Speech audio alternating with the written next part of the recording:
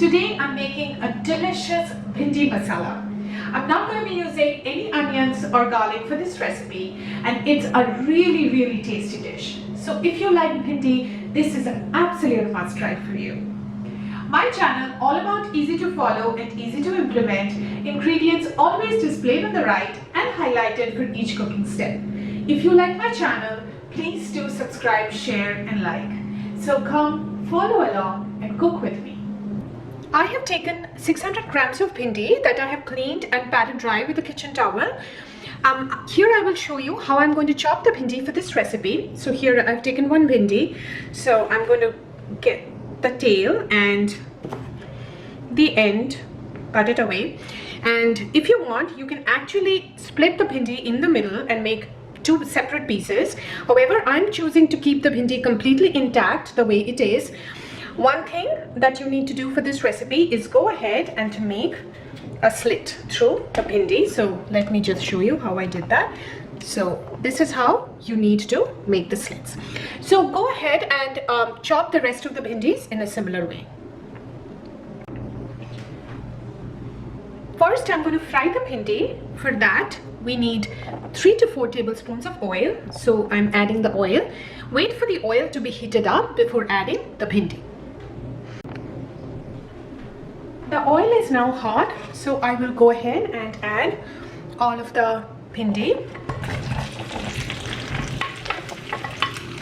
And we will fry the bhindi till it is half cooked. Takes between 6 to 7 minutes on a medium flame. And try not to stir the bhindi too much because then it becomes a little sticky. So just toss the pan as the bhindi is getting fried, but make sure you keep doing that. Otherwise, it can get stuck at the bottom. The other thing that I also do is just add a pinch of turmeric powder. It really helps in giving like a glistening color to the bhindi. So go ahead and fry the bhindi till it is half done.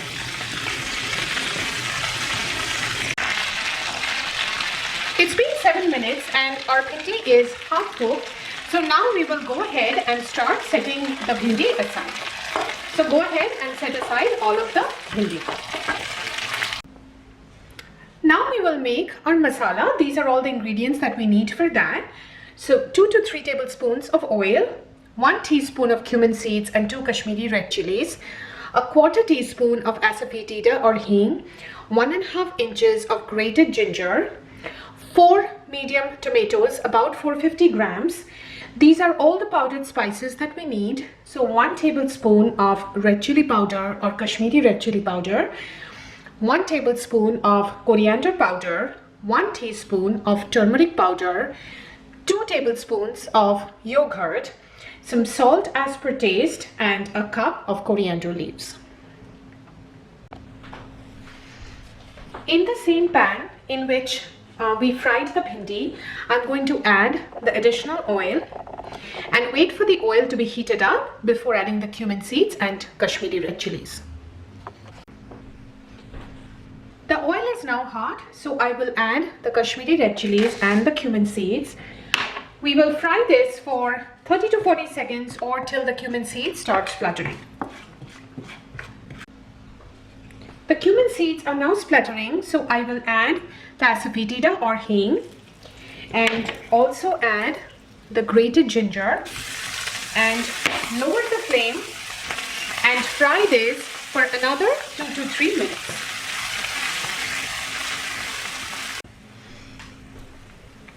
Now I will add the finely chopped tomatoes and also add the powdered spices, the Kashmiri red chili powder or paprika. You can also use regular chili powder if you want more heat, coriander powder, the turmeric powder,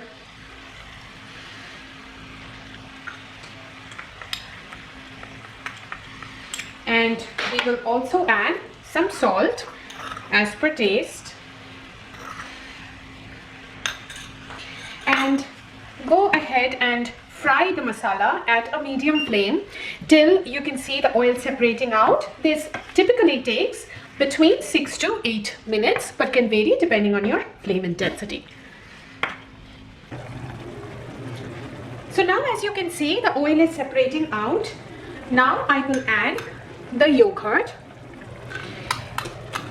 and make sure you lower the flame and keep stirring this continuously for the next 2 to 3 minutes, because otherwise the yogurt can curdle, and we will do this till we can see the oil separating out.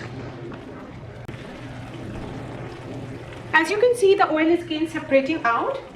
Now what we will do is we will add the coriander leaves. So we will add quite a bit of that, and also add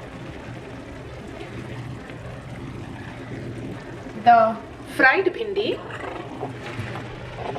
So add all of that, and we will mix this well gently. So go ahead and mix this very gently. I have mixed the bhindi really well with the masala. Now I will add half a cup of water and cover this with a lid and cook the bhindi on a medium flame till it is completely done. So our bhindi is now completely cooked and our bhindi masala is ready to serve. You can see how easy the dish is, and it got done in less than 30 minutes. No onions, no garlic. It's super tasty and delicious and has mouth-watering flavors.